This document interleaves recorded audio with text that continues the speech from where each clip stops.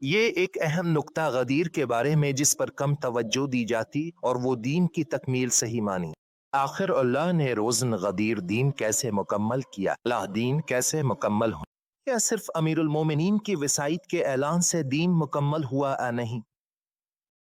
اصل میں الہی نظریہ دین کی تکمیل میں یہ ہے کہ ہمیشہ دین کے ساتھ ایک زندہ حاضر و ناظر حجت موجود ہو۔ اسی لیے پیغمبر اکرم نے خطبہ غدیر میں جتنا امیر المومنین کی وصیت کے بارے میں گفتگو کی، اتنا ہی آخری امام کی وصیت، خلافت اور امامت کے بارے میں بھی گفتگو کی۔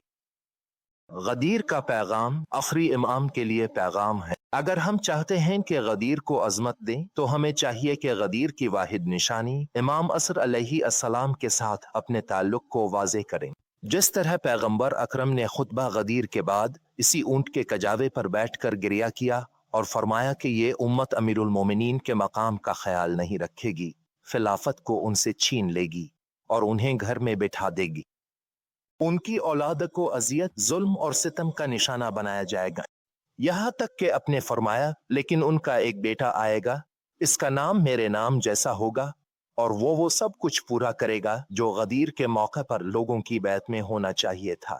آخرکار وہ سب کچھ اس کے سنہری دون ظہور میں واقع ہوگا۔